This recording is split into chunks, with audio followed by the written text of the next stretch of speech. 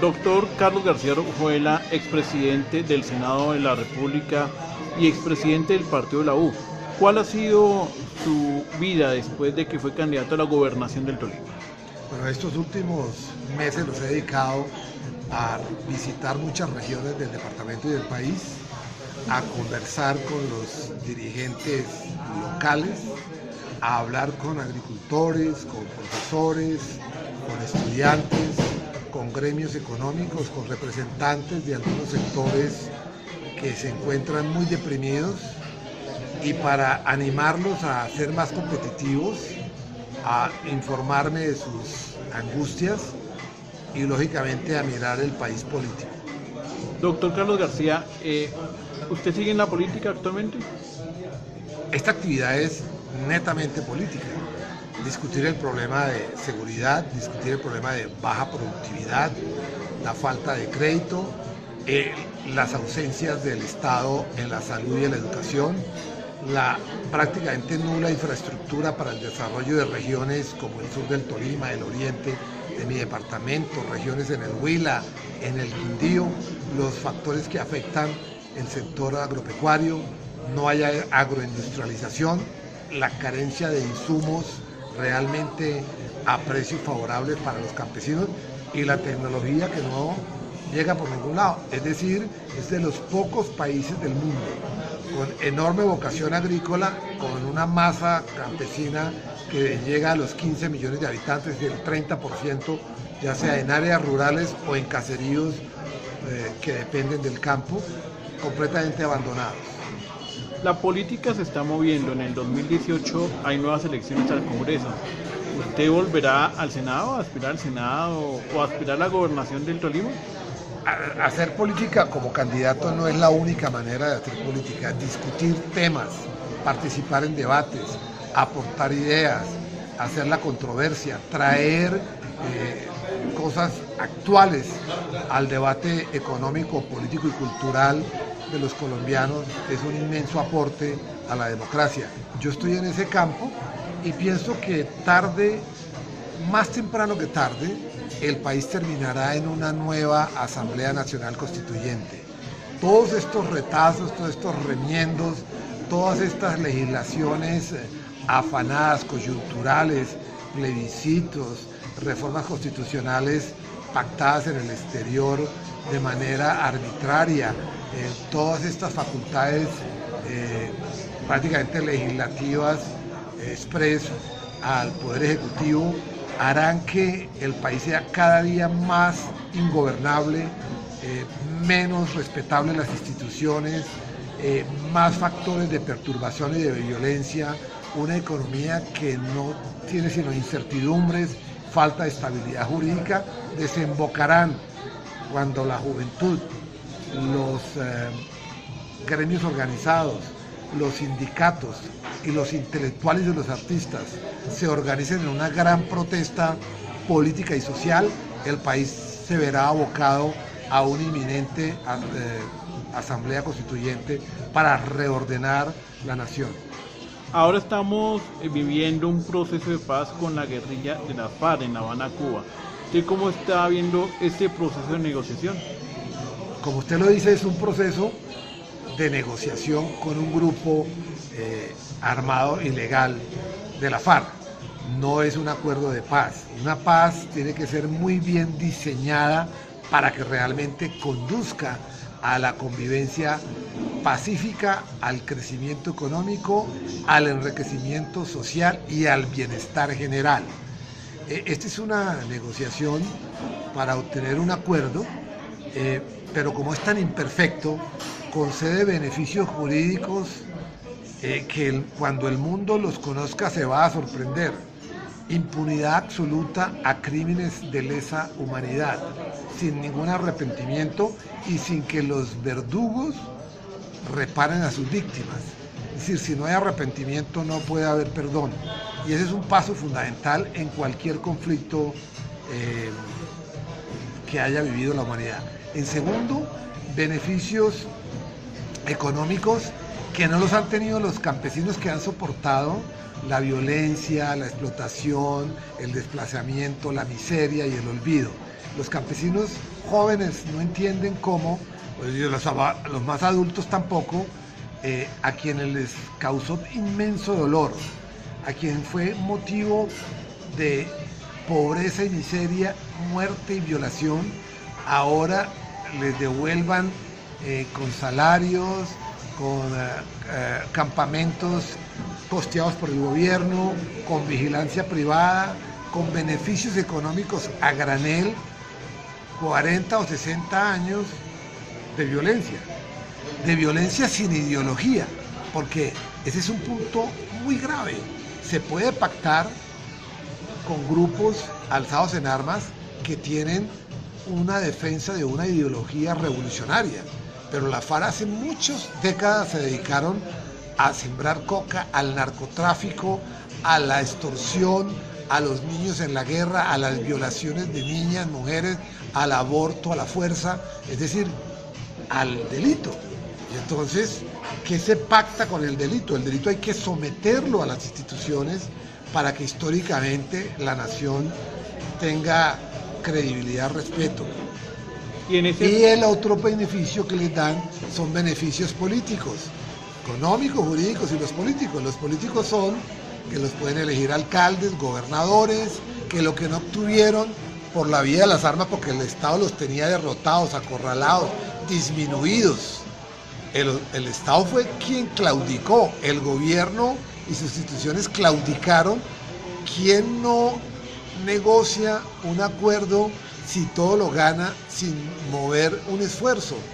La delincuencia lo ganó todo, la delincuencia organizada lo ganó todo, simplemente de manera irracional porque el Estado claudicó. Entonces, yo a ese acuerdo, a ese que llaman de la paz mal diseñada, creo que generará un generador de frustración para inmensas mayorías de colombianos y por lo tanto una paz en un acuerdo mal negociado, mal diseñado, será una nueva frustración para el pueblo colombiano. Doctor García, el presidente Santos dijo que si no se firmaba la paz o el acuerdo con la guerrilla de las FARC, se entraba en una guerra urbana, pero estamos en una guerra urbana porque hay muertes violentas, se han incrementado. ¿Qué puede decir frente a ese hecho? La criminalidad organizada ha aumentado. En solo Cali están grupos y pandillas organizados que tienen límites por comunas, que se llaman los mangos, los miles de nombres, cientos de nombres que tienen estas pandillas organizadas violentas, que hacen que Cali en el año 2015 tuvo, el año pasado, más de 1.700 muertes violentas. Y 5 primeros meses ya supera una tasa de mortalidad superior al 80 por 100.000, es decir, las ciudades más violentas del mundo. Allí no tiene nada que ver la FARC, allí no tiene nada que ver el ELN, allí el crimen es criminalidad organizada, producto de la lucha por el dominio del microtráfico, que ya tampoco es microtráfico, sino tráfico de estupefacientes. Es un negocio en el cual lo peor es que las muertes son los más jóvenes de las clases más pobres de la sociedad que se compone Cali, y no se diga también Palmira, y también en las muertes en Medellín y en Cali. De tal manera que llegar a 17.000 muertes violentas por año nos convierte en un país terriblemente violento, donde las pérdidas económicas y sociales es que son muchísimas familias que pierden elementos, los miembros de su familia, los más jóvenes, que son como, que debería ser al contrario, una reserva económica y una reserva de un recurso humano para el desarrollo de la sociedad colombiana. Allí eso no se negocia. ¿Cómo vamos a establecer la paz? Más bien, el gobierno del presidente Santos lo que ha hecho es liberar el consumo, convertir en una infracción el microtráfico, y lógicamente la descomposición social no da abasto. Nada se hace contra eso, y el presidente Santos lo que anuncia es fortalecer el SMAT de la policía, como lo dijo él de sus propias palabras, para reprimir las próximas protestas democráticas sociales, porque van a ser muchas. Es decir, la democracia va a reprimir el reclamo, la exigencia, el descontento social y político, y nada se dice contra la criminalidad. Por eso pienso que estamos mal gobernados, estamos mal diseñados y hay que decirlo a los cuatro vientos. Esto va mal y estamos solamente enfrascados en que negociando con la FARC, acantonándolas en unos municipios que no las quieren recibir y en los cuales no se les ha consultado, entonces que vamos a obtener la paz.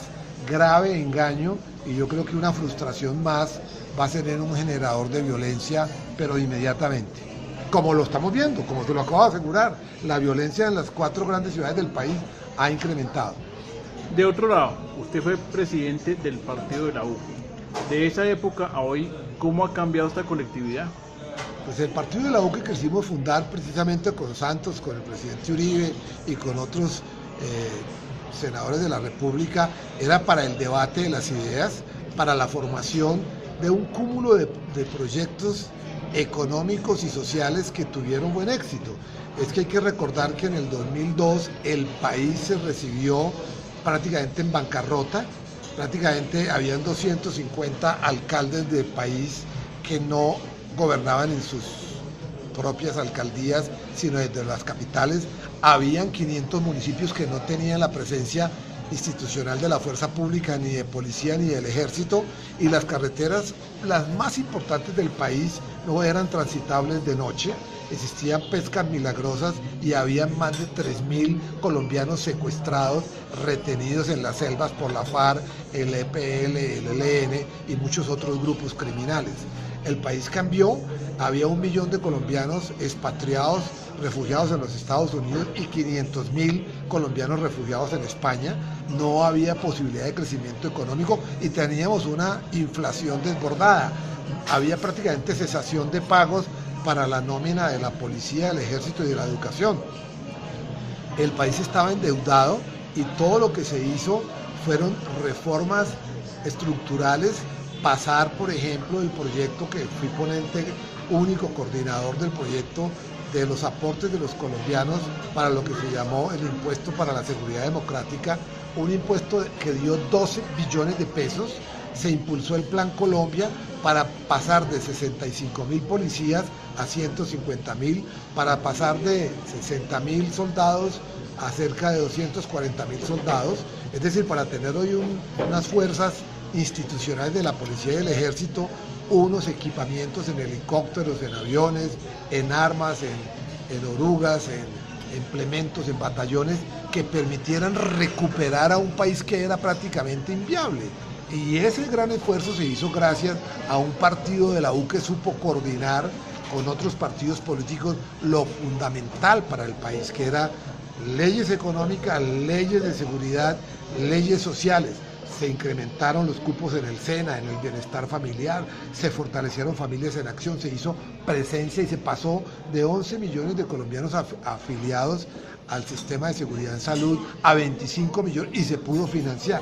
De tal manera que se dejó atrás la narcodemocracia la que heredamos de Samper para vivir un país viable. Y por eso me parece que todo eso se ha olvidado para pensar que el país será viable solamente si se negocia un acuerdo con la FARC, que son un elemento perturbador que afecta gravemente la credibilidad, el trabajo y el esfuerzo de nuevas generaciones en campos y ciudades, porque no puede ser que la gran herencia que nos deje Santos es que el crimen paga, que el crimen es rentable y que afiliarse a bandas para futuras negociaciones es una oportunidad.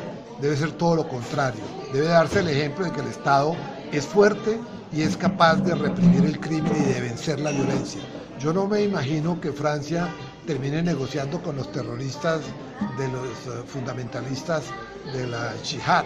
Yo no me imagino que España termine claudicando y negociando con los terroristas de la ETA. Y yo no me imagino qué hubiese pasado si Italia hubiese negociado y se hubiera sometido a las Brigadas Rojas para derrotar el terrorismo como definitivamente lo derrotó, o que a la Luna Roja de los japoneses hubieran claudicado por entregarse, o que el terrorismo de los Estados Unidos ahora con las últimas explosiones establezca una negociación con los herederos de Al Qaeda. No, yo creo que el Estado tiene que fortalecer sus instituciones instituciones, y por eso me parece supremamente grave este mal ejemplo en aras de una paz. Todos queremos la paz, pero no así. Por último, usted tiene un hijo representante de la Cámara por el Centro Democrático. ¿Cómo es su relación con su hijo Pierre García? No, de un papá a un hijo.